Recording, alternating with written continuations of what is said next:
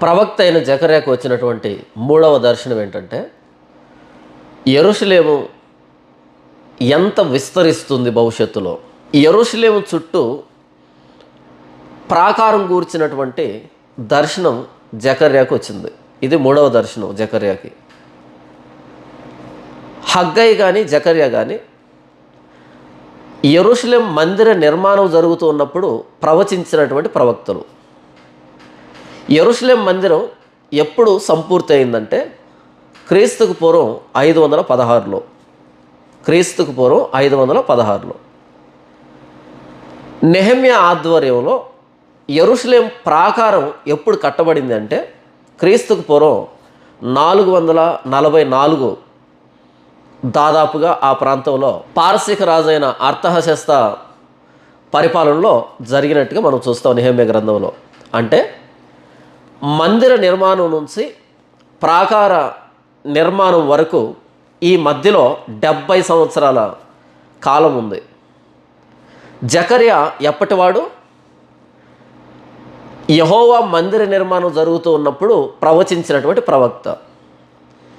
యెరూషలేం మందిరం నిర్మాణం అంతా అయిపోయి జెరుబ్బాబెలు నాయకత్వంలో మందిర నిర్మాణం సంపూర్తి దాదాపు 65 నుంచి 70 సంవత్సరాల కాలంలో నెహెమ్యా ఆధ్వర్యంలో ప్రాకారం నిర్మించబడింది యెరూషలేం చుట్టూ.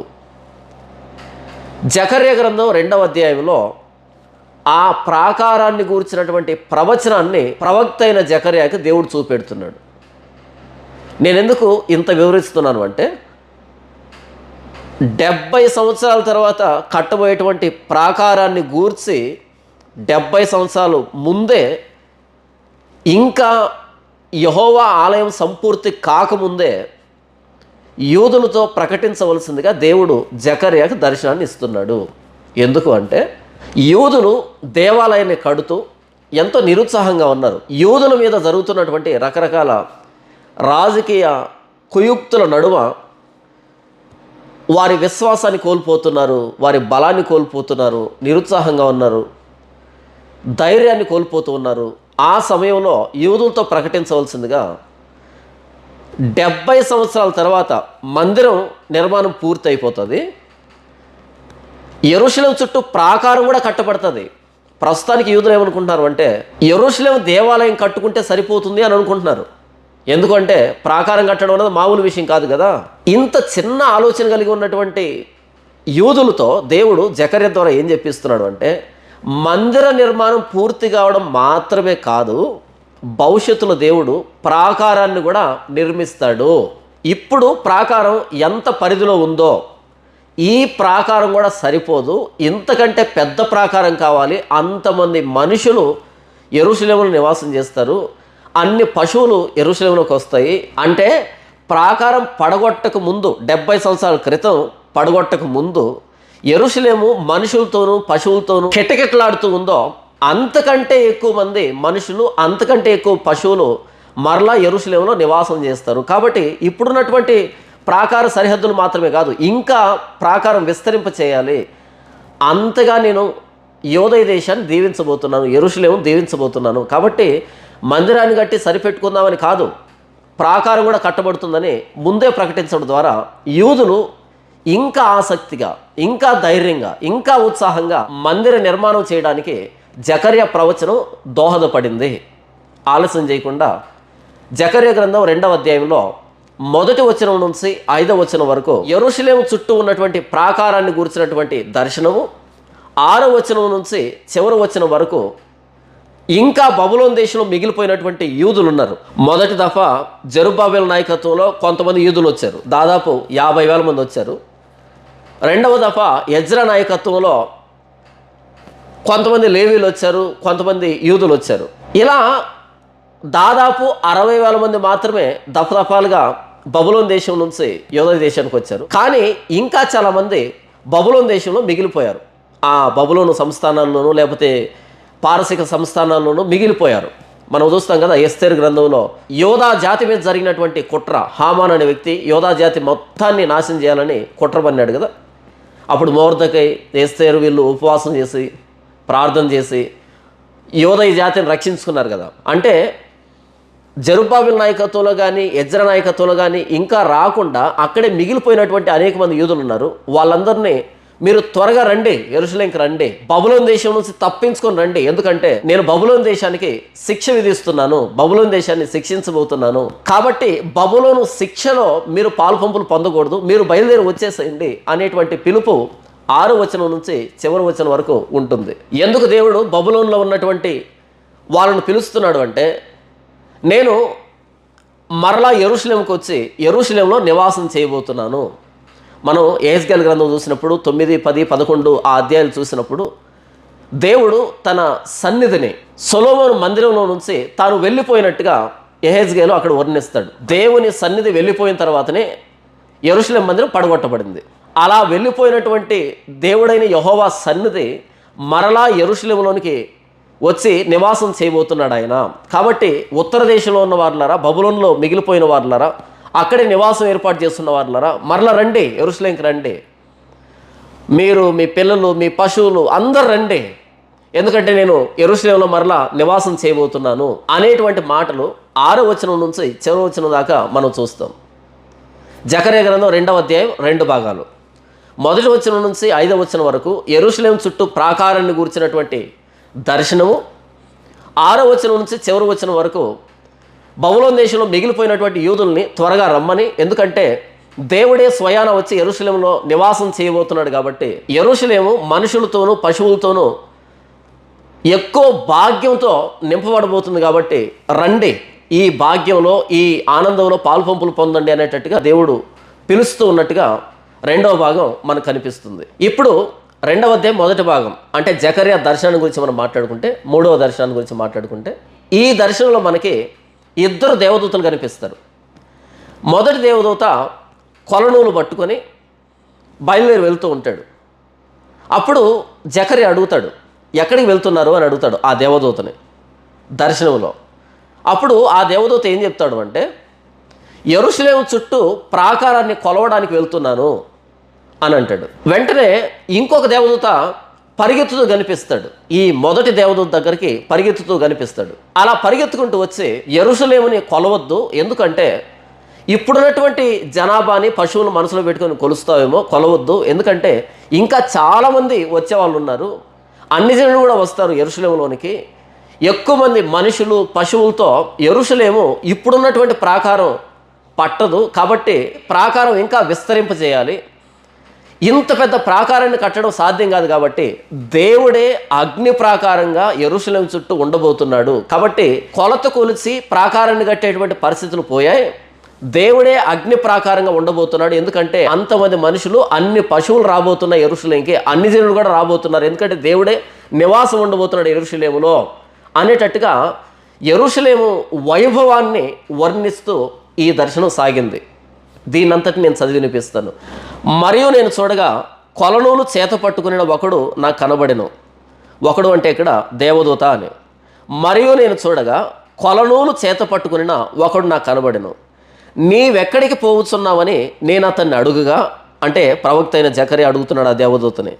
అతడు యెరూషలేము యొక్క వెడల్పును పొడుగును ఎంతైనది కొలిచి చూడబోచున్నాను అనెను. అంతటా నాతో మాట్లాడుచున్న దూత బయలుదేరగా మరి ఒక దూత అతనిని ఎదుర్కొన వచ్చెను. 2వ దూత పరిగెత్తిపోయి యెరూషలేములో మనుషులను పశువులను విస్తారమైనందున అది ప్రాకారము లేని మైదానముగా ఉండునని ఈ యవనునికి తెలియజేయమని మొదటి దూతకు ఆజ్ఞ ఇచ్చెను. నేను దాని చుట్టూ అగ్ని ప్రాకారముగా ఉందును, నేను దాని మధ్యను నివాసినై మహిమకు కారణముగా ఉందును, ఇదే యెహోవా వాక్కు. ఇంతవరకు జకర్యాకు వచ్చినటువంటి దర్శనం. ఈ దర్శనంలో 2 దేవదూతలు కనిపిస్తున్నారు. మొదటి దేవదూత కొలనూలు పట్టుకొని యెరూషలేము యొక్క పొడవును వెడల్పును కొలవడానికి వెళ్తూ ఉన్నప్పుడు 2వ దూత వచ్చి యెరూషలేముని కొలవద్దు, ఎందుకంటే సాక్షాత్తు దేవుడే యెరూషలేము చుట్టూ అగ్ని ప్రాకారంగా ఉండబోతున్నాడు. కారణం ఏంటంటే ఎక్కువ మంది మనుషులు రాబోతున్నారు, ఇంకా ఎక్కువైనటువంటి పశువులు రాబోతున్నాయి. కాబట్టి కొలత వేసి ప్రాకారాన్ని కట్టే పరిస్థితి కాకుండా దేవుడే అగ్ని ప్రాకారంగా ఉండవలసినటువంటి పరిస్థితి, అంత జనసందోహం యెరూషలేము వైభవాన్ని వివరిస్తుంది ఈ దర్శనం. ఇక్కడ సాక్షాత్తు దేవుడే యెరూషలేము చుట్టూ అగ్ని ప్రాకారంగా ఉంటాడంట. మనం ఆదికాండం చూసినప్పుడు దేవుడైన యెహోవా ఆదాము హవ్వలను వెళ్ళగొట్టిన తర్వాత ఆ ఏదైనా తోటను కాపలా గాయడానికి మండుచున్న ఖడ్గజ్వాలల్ని లేదా కెరూబుల్ని ఎక్కడ నిలవబెడతాడు కదా. కెరూబులు ఎలాగైతే కాపలా ఉన్నారో ఏదేనుకి, అలా యెరూషలేము చుట్టూ నేను అగ్ని ప్రాకారంగా ఉండబోతున్నాను. ఎలీషా సందర్భంలో మనం చూస్తాం కదా, సిరియా రాజు ఎలీషాను పట్టుకోవడానికి వచ్చినప్పుడు ఎలీషా గుడారం చుట్టూ సిరియా సైన్యం ఉన్నప్పుడు సిరియా సైన్యాన్ని మోహరించి అగ్నిరథాలు, అగ్నిగుర్రాలు, అంటే దేవుని మహా సైన్యం సిరియా సైన్యాన్ని ఆవరించి ఉండడం మనం చూస్తాం కదా రాజుల గ్రంథంలో. అలా యెరూషలేము చుట్టూ మొత్తంగా యెరూషలేముని దేవుడే కాపలా కాయబోతున్నాడు. సొలొమోను మందిరంలో అతి పరిశుద్ధ స్థలంలోనే దేవుని మహిమ ఉండేది. కానీ 70 సంవత్సరాలు చెర అనుభవించి వచ్చి ఇప్పుడు దేవాలయాన్ని కడుతున్నారు కదా. ఈ యెరూషలేము చుట్టూ మొత్తంగా యెరూషలేము మొత్తంగా దేవుడే అగ్ని ప్రాకారంగా ఉండబోతున్నాడు. దేవుడే ప్రాకారంగా యెరూషలేముని కాపాడబోతున్నాడు. 586లో క్రీస్తుకు పూర్వం నెబుకద్నెజరు దాడి చేసినప్పుడు అప్పుడు యెరూషలేముని దేవుడు కాపాడలే. యెహెజ్కేలు గ్రంథము 9, 10, 11 అధ్యాయాలు మనం చూస్తే దేవుని మహిమ వెళ్ళిపోయింది యెరూషలేము నుండి. కాబట్టి శత్రువు రాగలిగాడు, యెరూషలేముని సర్వనాశనం చేశాడు. ఈ రెండవసారి కట్టబడుతున్నటువంటి ఈ యెరూషలేము పట్టణం చుట్టూ దేవుడే ప్రాకారంగా ఉండబోతున్నాడు. దేవుడే ప్రాకారంగా ఉంటే ఏ శత్రువు అయినా యెరూషలేములోనికి రాగలడా? పొరపాటును కూడా రాలేడు కదా. ఒకవేళ రాతితో ప్రాకారాన్ని కట్టుకుంటే బలమైన సైన్యం రావచ్చు, యెరూషలేం కంటే బలమైన సైన్యం రావచ్చు లోపలికి పడగొట్టుకొని. కానీ దేవుడే ప్రాకారంగా ఉంటే ఎవరు రావడానికి సాహసించగలరు, ఎవరు రాగలరు? దేవుడు జకర్యా ద్వారా మందిర నిర్మాణ పనులు చేస్తున్నటువంటి యూదుల్ని ప్రోత్సహిస్తున్నాడు. కేవలం మందిర నిర్మాణం మాత్రమే కాదు, ప్రాకార నిర్మాణం కూడా భవిష్యత్తులో జరుగుతుంది. ఎంత పెద్ద ప్రాకారం అంటే పొడవు వెడల్పు కొలవాల్సిన అక్కర్లే, నేనే ప్రాకారంగా ఉంటాను. అంతమంది వ్యక్తులు వస్తారు యెరూషలేములోనికి. మీరు కొద్దిమంది అని, మీ బలం కొద్దిగా ఉందని, మీకెవరు సహాయం చేయట్లేదని మీరు కృంగిపోతున్నారేమో. కాదు, దీని భవిష్యత్తు మీరు ఊహించిన దానికంటే గొప్పగా ఉండబోతుంది. మీరు చెరలోనికి వెళ్ళక ముందు కంటే ఇంకా ఎక్కువ మంది యెరూషలేములో నివాసం ఉండబోతున్నారు. పశువులు రాబోతున్నాయి, మనుషులు రాబోతున్నారు, అన్ని జనులు కూడా రాబోతున్నారు. నేనే వచ్చి మీ మధ్య నివాసం చేస్తాను అన్నది ఇంతవరకు దర్శనం. ఇక 6వ వచనం నుంచి 13వ వచనం వరకు ఉత్తర దేశంలో ఉన్నటువంటి బబులోన్లో ఉన్నటువంటి యూదుల్ని తప్పించుకొని రండి, ఎందుకంటే బబులోను నేను శిక్షించబోతున్నాను. బబులోను శిక్షలో మీరు పాలుపంపులు పొందకండి, మీ సొంత దేశానికి రండి, మీ వాగ్దాన దేశానికి రండి అని దేవుడు వారిని పిలుస్తున్నాడు. చదివి వినిపిస్తాను. ఉత్తర దేశంలో ఉన్న వారులారా తప్పించుకొని రండి, ఆకాశపు 4 వాయువులంత విశాలముగా నేను మిమ్మల్ని వ్యాపింపజేసి ఉన్నాను. ఇదే యెహోవా వాక్కు. బబులోను దేశంలో నివాసివగు సియోను అచ్చటు నుండి తప్పించుకుని పొమ్ము, ఇదే యెహోవా వాక్కు. సైన్యములకు అధిపతిగా యెహోవా సెలవిచ్చుచున్నదేమనగా, మిమ్మును ముట్టినవాడు తన కనుగుడ్డును ముట్టినవాడని ఎంచి తనకు ఘనత తెచ్చుకొనదలిచి మిమ్మును దోచుకొనిన అన్ని జనుల యొద్దకు ఆయన నన్ను పంపి ఉన్నాడు. ఇక్కడ కాస్త ఆగుదాం. ఎందుకు దేవుడు ఉత్తర దేశాన్ని లేదా బబులోను దేశాన్ని శిక్షించబోతున్నాడు అంటే, మిమ్మల్ని ముట్టినవాడు తన కనుగుడ్డును ముట్టిన వానితో సమానంగా దేవుడు ఎంచుతున్నాడు. మన శరీరంలో అత్యంత చురుకైనటువంటి అవయవం ఏంటంటే మన కన్ను, కంటిలో ఉన్నటువంటి కనుపాప. మన కంట్లో ఎవరైనా వేలు పెడితే మనం పట్టించుకోకుండా ఉండగలమా? యూదులైన మిమ్మల్ని ముట్టినవాడు నా కనుగుడ్డు ముట్టిన వాడితో సమానం అని దేవుడు అంటున్నాడు. ఆలోచించండి, దేవుడు యూదుల్ని ఎంత స్వాస్థ్యంగా భావిస్తున్నాడు. ఇదే కదా ఎర్ర సముద్రం దాటిన తర్వాత సీనాయి పర్వతం దగ్గర ఇశ్రాయేళ్ళందరితో చెప్పాడు దేవుడు, మీరు నాకు స్వకీయ సంపాద్యం, నా సొత్తైన ప్రజలు మీరు అని చెప్పాడు. సొత్తు అంటే ఆస్తి, ఆస్తిని చాలా భద్రంగా కాపాడుకుంటాం కదా. కాబట్టి మిమ్మల్ని ఎవరైనా ముడితే నా కనుగుడ్డును ముట్టినట్టుగా నేను భావిస్తాను. బబులోను రాజైన నెబుకద్నెజరు అతని సైన్యం 586లో మిమ్మల్ని ముట్టింది కదా. మీరు అన్ని జనులతో కలిసిపోయి రకరకాల పాపాలు చేసి నాకు కోపం పుట్టించారు, మీరు కానీ మీ రాజులు కానీ. నేను పంపించిన ప్రవక్తల మాటలు వినకుండా తిరుగుబాటు చేశారు, కాబట్టి నేను మిమ్మల్ని వారికి అప్పగించాను. అయితే వాళ్ళు దాన్ని అదునుగా చేసుకొని వారి ఇష్టం వచ్చినట్టుగా మీ ఎడల ప్రవర్తించారు, క్రూరంగా ప్రవర్తించారు.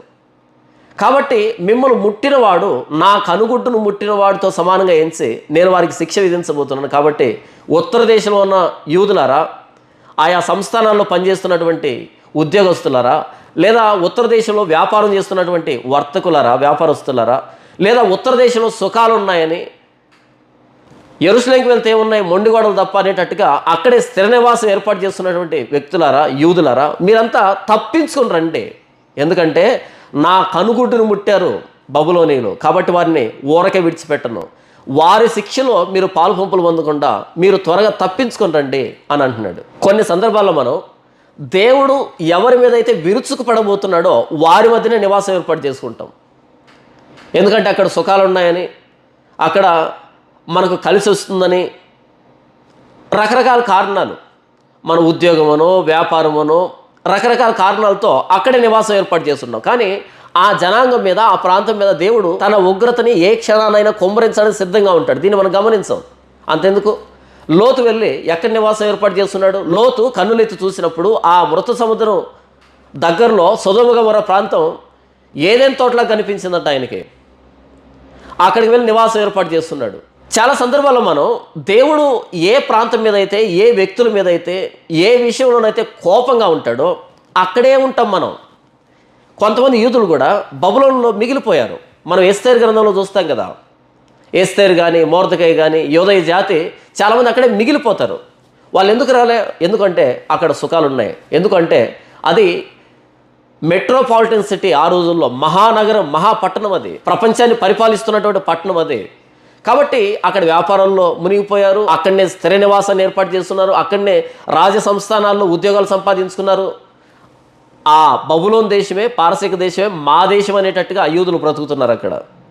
వాస్తవానికి వాళ్ళ దేశం యోదయ దేశం, ఇది వాగ్దాన దేశం వారిదే. వారి పితరులు పాపం చేస్తే వారిని దేవుడు తోలివేశాడు అన్ని జనుల్లోనికి, అంతేగాని అది వారి సొంత దేశం కాదు కదా. కాబట్టి మనం ఎక్కడ నివాసం ఉంటున్నాం, ఏ ప్రజల మధ్య నివాసం ఉంటున్నాం, ఎలాంటి సంప్రదాయంలో ఉన్నాం, ఎలాంటి అలవాట్లలో ఉన్నాం, ఎలాంటి పరిస్థితుల్లో మనం ఉన్నాం అన్నది మనకే మనం ప్రశ్నించుకోవాలి. మనకు లాభం రావచ్చు, మనకు క్షేమంగా ఉండొచ్చు, మనకు అన్ని అనుకూల పరిస్థితులు ఉండొచ్చు, కానీ ఆ ప్రాంతం మీద, ఆ జనాభా మీద, ఆ సంస్కృతి మీద, ఆ పద్ధతుల మీద, ఆ వ్యవస్థ మీద దేవుని కనుదృష్టి ఎలా ఉంది, వాళ్ళు దేవుని దృష్టిలో ఎలా బ్రతుకుతున్నారు అన్నది మనం గమనించాలి. ఈరోజు చాలామంది వారికి నచ్చితే చాలు, వారికి అనుకూలంగా ఉంటే చాలు, వారికి లాభకరంగా ఉంటే చాలు, అక్కడికి వెళ్ళి నివాసం పెడుతున్నారు. ఉత్తర దేశంలో ఉన్న వారున్నారా, తప్పించుకొని రండి. ఎందుకు తప్పించుకొని రావాలి? వాళ్ళు నా కనుగుడ్డును ముట్టిన వారు బబులోనీయులు, కాబట్టి వారి మీద నా ఉగ్రతను కుమ్మరించబోతున్నా. వారి శిక్షలో మీరు పాలుభాగస్తులుగా ఉండకండి, మీరు తప్పించుకొని రండి. ఈ మాటలు వింటున్నటువంటి నీవు ఎక్కడున్నావు, ఏ సంస్కృతిలో ఉన్నావు, ఏ పద్ధతిలో ఉన్నావు, ఎలాంటి వ్యక్తుల మధ్య నివాసం ఉన్నావు? ఒకవేళ దేవుని ఉగ్రత కుమ్మరించబడబోయేటువంటి ఆ వ్యవస్థలో ఉన్నావేమో, తప్పించుకొని రా అని ఈ లేఖనం ద్వారా దేవుడు మాట్లాడుతున్నాడు. దేవుడు మనకు నిర్ణయించినటువంటి ప్రదేశం ఏదైతే ఉందో అది మొండిగోడలతో ఉన్నా పర్లే, అదే మనకు క్షేమం. ఇక్కడ యెరూషలేము మొండిగోడలతో ఉంది, దేవాలయం ఇంకా కట్టబడలే, యెరూషలేము చుట్టూ ప్రాకారం లేదు, భద్రత లేదు, క్షేమం లేదు, చుట్టూ శత్రువులు. అయినా సరే ఇది వాగ్దాన దేశం, వాగ్దాన భూమి యూదులకి. బబులోను దేశంలో క్షేమం ఉందని అక్కడే మిగిలిపోయారు. కాబట్టి ఉత్తర దేశంలో ఉన్న వారులారా తప్పించుకొని రండి. దేవుడు మనల్ని ఎక్కడ ఉండమని చెప్పాడో అక్కడే ఉందాం. అవి మొండిగోళ్ళైనా, అవి ప్రమాదాలైనా దేవుడు ఉండమన్న చోట ఉండడమే మంచిది. మన క్షేమాలను, సుఖాలను చూసుకొని దేవుడు కోపంగా ఉన్నటువంటి వ్యవస్థల్లోనికి, ఆయా ప్రదేశాల్లోనికి, ఆయా దేశాల్లోనికి, ఆయా వ్యవస్థల్లోనికి మనం వెళ్తే వారి ఉగ్రతలో మనం కూడా పాలుభాగస్తులం కాక తప్పదు కదా. ఈరోజు దేవుని అనేక మంది కోపానికి రేకెత్తిస్తున్నారు. ఆ రోజు బబులోను రాజు నెబుకద్నెజరు ఎలాగైతే దేవుని కనుగుడ్డును ముట్టిన వారితో సమానంగా ఎంచబడ్డాడో, అలా ఈరోజు దేవుని రెచ్చగొడుతున్నారు, దేవుని రెచ్చగొడుతున్నారు. వారి పాపాల ద్వారా, వారి మాటల ద్వారా, వారి క్రియల ద్వారా, వారి జీవితాల ద్వారా దేవుని రెచ్చగొట్టేటువంటి మనుషులు ఉన్నారు. అలాంటి వారితో కలిసి సహవాసం చేస్తున్నామేమో ఒకసారి మనకై మనమే పరీక్షించుకుంటే మంచిది. బబులోను దేశంలో నివాసవగు సీయోను, అచ్చటి నుండి తప్పించుకుని పొమ్ము, ఇదే యెహోవా వాక్కు. సైన్యములకు అధిపతిగా యెహోవా సెలవిచ్చుతున్నదేమనగా, మిమ్మును ముట్టినవాడు తన కనుగుడ్డును ముట్టినవాడని ఎంచి తనకు ఘనత తెచ్చుకొనదలిచి మిమ్మును దోచుకొనిన అన్ని జనుల యొద్దకు ఆయన నన్ను పంపి ఉన్నాడు. నేను నా చేతిని వారి మీద ఆడించగా, అంటే బబులోనీయుల మీద ఆడించగా, వారు తమ దాసులకు దోపుడు సొమ్మగుదురు, అంటే పారసీకులకి. మరొకసారి, నేను నా చేతిని వారి మీద ఆడించగా, బబులోనీయులను దండించగా, వారు తమ దాసులకు దోపుడు సొమ్మగుదురు. అంటే పారసీకులకి దోపుడు సొమ్మవుతారు. అప్పుడు సైన్యములకు అధిపతికి యెహోవా నన్ను పంపి ఉన్నాడని మీరు తెలుసుకుందరు. సీయోను నివాసులారా, నేను వచ్చి మీ మధ్యను నివాసం చేతును, సంతోషముగా ఉండి పాటలు పాడుడి, ఇదే యెహోవా వాక్కు. ఈ 10వ వచనాన్ని మరొకసారి చదువుతున్నాను. సీయోను నివాసులారా, నేను వచ్చి మీ మధ్యను నివాసం చేతును, సంతోషముగా ఉండి పాటలు పాడుడి, ఇదే యెహోవా వాక్కు. ఉత్తర దేశంలో ఉన్నటువంటి యూదులు ఉన్నారు కదా, వారి మధ్య యెహోవా నివాసం ఉన్నాడా? లేడు. ఉత్తర దేశంలో సుఖాలు ఉండొచ్చు, క్షేమాలు ఉండొచ్చు, లాభం ఉండొచ్చు, మేలు ఉండొచ్చు, కానీ యెహోవా లేడే, దేవుని సన్నిధి లేదే. సీయోను నివాసులారా, మీరు పాటలు పాడండి, సంతోషంగా ఉండండి. కారణం ఏంటంటే నేను మీ మధ్యకి రాబోతున్నా, మీ మధ్య నివాసం ఉండబోతున్నా. దేవుని సన్నిధి ఎక్కడ ఉంటే మనం అక్కడ ఉండాలి. అక్కడ మొండిగోడలు ఉండొచ్చు గాక, దేవుని సన్నిధి ఉంది కదా. మనం నిజంగా దేవుని ప్రేమిస్తే దేవుని సన్నిధి ఎక్కడుంటే అదే పరలోకం. మనం దేవుని ప్రేమించినప్పుడు దేవుడున్న చోట కదా మనం ఉండాలి. బబులోనులో దేవుని సన్నిధి ఉందా? లేదే. కానీ అనేక మంది యూదులు బబులోనులో మిగిలిపోయారు. సీయోను నివాసులారా, మీరు సంతోషంగా పాటలు పాడండి. కారణం ఏంటంటే నేను మీ మధ్య నివాసం చేయబోతున్నాను. దేవునితో కలిసి జీవించేవారు ధన్యులు. దేవుని సన్నిధి లేని చోట ఎన్ని సుఖాలుంటే ఏంటి ప్రయోజనం? ఈ మాటలు వింటున్నటువంటి నీవు ఎక్కడున్నావు? ఇంతకీ దేవుని సన్నిధిలోనే ఉన్నావా? లేకపోతే దేవుని సన్నిధి లేకపోయినా సరే నాకు సుఖం ఉందని రాజీపడి బ్రతుకుతున్నావా? జాగ్రత్త. సీయోను నివాసులారా, నేను వచ్చి మీ మధ్య నివాసం చేతును, సంతోషముగా ఉండి పాటలు పాడుడి, ఇదే యెహోవా వాక్కు. ఆ దినమున అన్ని జనులు అనేకులు యెహోవాను హత్తుకుని నాకు జనులగుదురు. నేను మీ మధ్య నివాసం చేతును, అప్పుడు యెహోవా నన్ను మీ వద్దకు పంపి ఉన్నాడని మీరు తెలుసుకుందరు. మరియు తనకు స్వాస్థ్యమని యెహోవా ప్రతిష్ఠితమైన దేశంలో యోదాను స్వతంత్రించుకొనును, యెరూషలేమును ఆయన ఇకను కోరుకొనును. సకల జనులారా, యెహోవా తన పరిశుద్ధమైన నివాసమును విడిచి వచ్చుచున్నాడు, ఆయన సన్నిధిని మౌనులై ఉండుడి. ఎంత అద్భుతమైనటువంటి ప్రవచనం ఇది! యెహోవా తన సన్నిధిని విడిచి వచ్చుచున్నాడు, ఆయన సన్నిధిని మౌనులై ఉండుడి. దేవుడు పరలోకాన్ని విడిచి యెరూషలేముకు వస్తున్నాడు, దేవుడు తానే యెరూషలేములో నివాసం చేయబోతున్నాడు అనేటువంటి మాటల్ని జకర్యా ద్వారా దేవుడు యూదులకి ప్రకటింపజేస్తున్నాడు. అనేక మంది అన్ని జనులు వస్తారు. యెరూషలేము అనేక మంది నివాసులతో, పశువులతో ప్రాకారం పట్టలేనంత విస్తరిస్తుంది. కాబట్టి రాతితో ప్రాకారం కట్టడం కాదు, నేనే దాని చుట్టూ అగ్ని ప్రాకారంగా ఉంటాను అన్నది జకర్యాకు వచ్చినటువంటి 3వ దర్శనం. ప్రభువైన యేసుక్రీస్తు వారు శిలువ మీద ప్రాణం పెట్టి సమాధి చేయబడి 3వ దినాన మృత్యుంజయుడిగా తిరిగి లేచి ఆయన పరలోకానికి వెళ్తూ చెప్పిన మాట ఏంటంటే, ఇదిగో సదాకాలం నేను మీతో కూడా ఉన్నాను అని అన్నాడు యేసు ప్రభు. ప్రభువైన యేసుక్రీస్తు వారు శిలువకు వెళ్ళే ముందు తన శిష్యులతో చెప్పిన మాట ఏంటంటే, నేను మిమ్మల్ని అనాథలుగా విడిచిపెట్టను, మీ మీదకి వాగ్దానం చేయబడిన ఆత్మను పంపిస్తున్నాను, పరిశుద్ధాత్మ దేవుని అనుగ్రహిస్తున్నాను. పరిశుద్ధాత్మ దేవుడికున్న ఇంకో పేరు ఏంటంటే యేసు ఆత్మ. అపోస్తుల కార్యంలో మనం చూస్తే యేసు ఆత్మ వారిని వెళ్ళనివ్వలేదు ఆసియా ప్రాంతానికి అని ఉంటుంది కదా. పరిశుద్ధాత్మ దేవుడు అంటే ప్రభువైన యేసుక్రీస్తు వారి మాటల్ని మనకు పదే పదే జ్ఞాపకానికి తీసుకుని రావడానికి, ప్రభువైన యేసుక్రీస్తు వారిని లోతుగా అర్థం చేసుకోవడానికి, మన జీవితంలో మనం ప్రభువైన యేసుక్రీస్తు వారి సారూప్యతలోనికి ఎదగడానికి, ప్రభువైన యేసుక్రీస్తు వారి శిలువ త్యాగాన్ని మనం గౌరవించేదానికి దేవుడు మనలో ప్రవేశపెట్టినటువంటి ఆత్మ పరిశుద్ధాత్మ దేవుడు. సదాకాలం నేను మీతో కూడా ఉంటాను అని ప్రభువైన యేసుక్రీస్తు వారు అన్నారు కదా. ఎలా? పరిశుద్ధాత్మ దేవుణ్ణి మనలో ప్రవేశపెట్టడం ద్వారా, పరిశుద్ధాత్మ దేవునిలో మనల్ని ముద్రించడం ద్వారా ప్రభువైన యేసుక్రీస్తు వారు సదాకాలం మనతో ఉన్నాడు. ప్రభువైన యేసుక్రీస్తు వారు ఏమంటారు అంటే, ఎక్కడ 2-3 కూడి నా నామాన్ని స్మరిస్తారో, ప్రార్థన చేస్తారో వారి మధ్య నేను ఉంటాను అని ప్రభువైన యేసుక్రీస్తు వారు వాగ్దానం చేశాడు.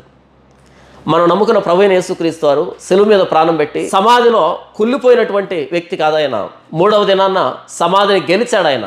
మరణాన్ని గెలిచి బయటకు వచ్చినటువంటి సజీవుడు ఆయన. నిరంతరం జీవించేవాడు కాబట్టి ప్రతి క్షణం మనతో పాటు ఉండే దేవుడు, ప్రతి క్షణం మనల్ని పట్టించుకునే దేవుడు, మన చుట్టూ కాపలాగా ఉండేటువంటి దేవుడు.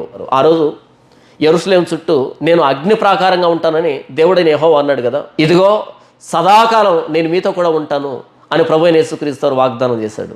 పరిశుద్ధాత్మ దేవుని మనలో ప్రవేశపెట్టడం ద్వారా శిలువ మీద మన కోసం ప్రాణం పెట్టిన ప్రభువైన యేసుక్రీస్తు వారు ఎల్లవేళలా మనతోనే ఉన్నాడు.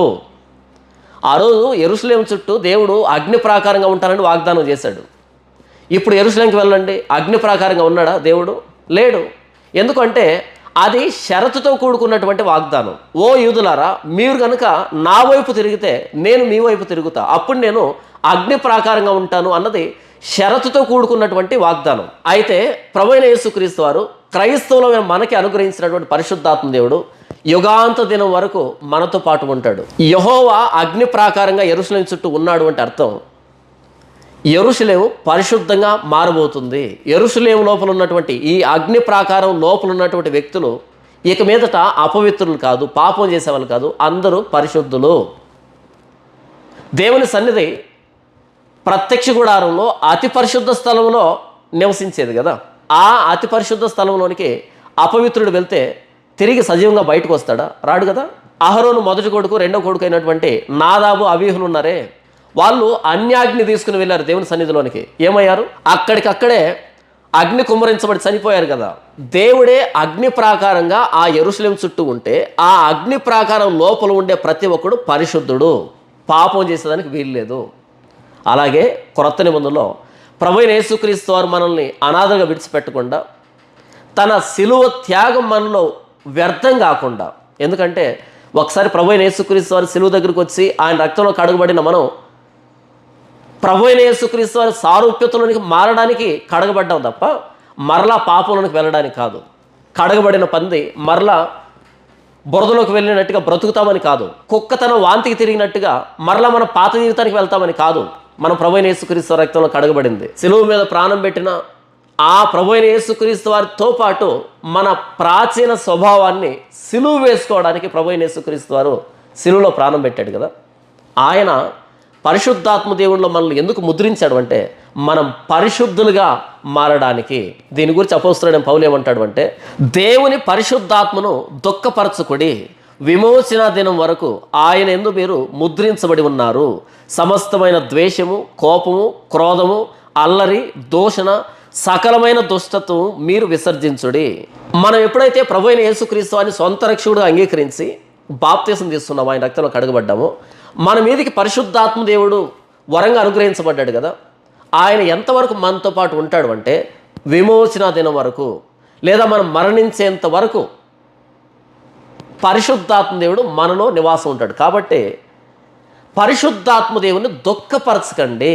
మీరు మరలా పాపాలకు వెళ్ళడం ద్వారా మీలో ఉన్న పరిశుద్ధాత్మ దేవుని దుఃఖపరచకండి అని అపోస్తలుడైన పౌలు అంటున్నాడు. యెరూషలేము చుట్టూ దేవుడు అగ్ని ప్రాకారంగా ఉన్నప్పుడు ఆ అగ్ని ప్రాకారం లోపల ఉన్న ఏ వ్యక్తి కూడా మరలా పాపానికి వెళ్ళకూడదు, అవిధేయత చూపించకూడదు. ఒకవేళ ఎవరైనా దేవుని ఆజ్ఞలకు వ్యతిరేకంగా బ్రతికారనుకో, ఏమవుతారు? నాదాబు, అబీహులు ఎలా చచ్చారో అలా చస్తారు. మీరు దేవుని ఆలయమై ఉన్నారని, దేవుని ఆత్మ మీలో నివసించుచున్నాడని మీరు ఎరుగురా. మీరు దేవుని ఆలయమై ఉన్నారని, దేవుని ఆత్మ మీలో నివసించుచున్నాడని మీరు ఎరుగరా. ఎవడైనను దేవుని ఆలయమును పాడు చేసిన ఎడల దేవుడు వారిని పాడు చేయను. దేవుని ఆలయం పరిశుద్ధమై ఉన్నది, మీరు ఆ ఆలయమై ఉన్నారు. మీరు దేవుని ఆలయమై ఉన్నారని, మీలో పరిశుద్ధాత్మ దేవుని నివాసం ఉన్నాడని మీరు ఎరుగరా, మీకు తెలుసు కదా అంటున్నాడు అపోస్తలుడైన పౌలు. జకర్యా గ్రంథంలో దేవుడు ఏమన్నాడు? నేను సీయోనులో నివసించడానికి వస్తున్నాను అని అన్నాడు కదా.